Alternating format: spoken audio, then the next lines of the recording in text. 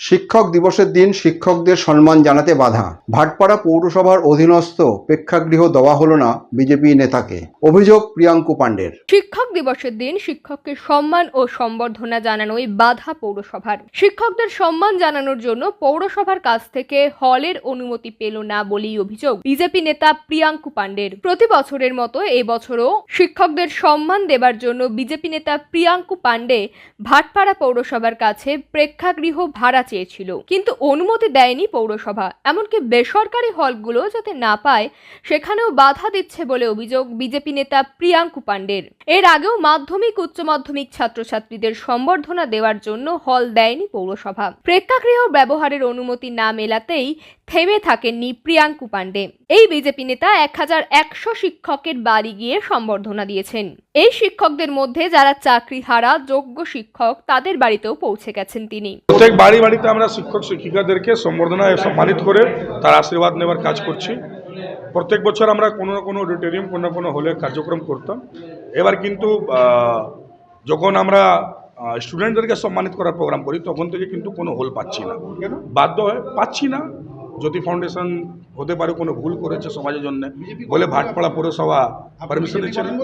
BJP করলে তো জ্যোতি foundation তো বিজেপি করে না, সেটা সামাজিক সংস্থা। জ্যোতি ফাউন্ডেশনে নন পলিটিক্যাল লোক আছে, পলিটিক্যাল লোকও আছে। কোনো লোক সিপিএম করে, কোনো লোক কংগ্রেস করে, কোনো লোক তৃণমূল করে, কোনো লোক বিজেপি করে, সে করতেই পারে নিজের জীবনে। কিন্তু ফাউন্ডেশন সঙ্গে যখন যুক্ত আমরা আছি তখন সমাজসেবা কাজ করার সময় তো আমরা কোনো দল করি না। আমরা বাড়ি তাই জন্য সমস্ত সদস্যরা 1100 টিচার বাড়িতে আমাদের লোক যাচ্ছে। সকাল থেকে 8টার সময় থেকেই কয়েকশোর মোটামুটি টিচারের কাছে আমাদের লোক পৌঁছেছে, তাদেরকে সম্বর্ধনা দেওয়া হচ্ছে। আগে তো হলে করতেন প্রোগ্রামগুলো, এখন তো বাড়িতে আসতে হচ্ছে বাধ্যতামূলক, বিজেপি করার জন্যই মূলত মনে হচ্ছে। এটা আমি এইটুকুই বলবো কি সমাজের মূল সৃজনকারী হচ্ছেন শিক্ষক। সেই শিক্ষককে সম্মানিত করতে গিয়ে তার আশীর্বাদ নিতে গিয়ে যদি হল না পাওয়া যায় এটা দুর্ভাগ্যজনক। পলিটিক্যাল জায়গাতে থাকুক কিন্তু সমাজের কাজে সেখানে আটকানো হচ্ছে, এটা দুর্ভাগ্যজনক।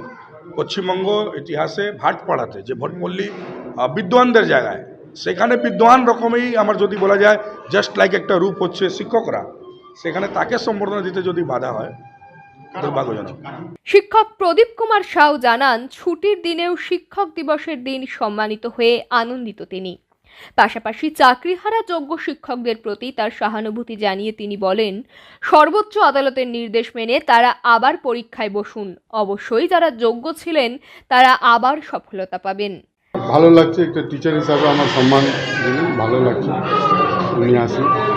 আর খুব খারাপ লাগছে অনেক যারা টিচার আছে উনার বাড়িতে মানে মান সম্মান বা সোশ্যাল ওনার স্ট্যাটাসে আহত হয়েছেন অনেক টিচাররা, ওটা খুব খারাপ লাগছে শুনে। কিন্তু আশা আছে কি যারা যোগ্য আছে, খুব খারাপ লাগছে কি ওদেরকে এক্সাম দিতে হচ্ছে, কিন্তু ওরা আবার সুপ্রিম কোর্ট মানিয়ে যা বলেছেন ওই হিসাবে ওরা এক্সাম দেবে আর সফল হবে এক্সামে, আবার জীবনে ফিরবে, ভালো করে মান সম্মান পাবে।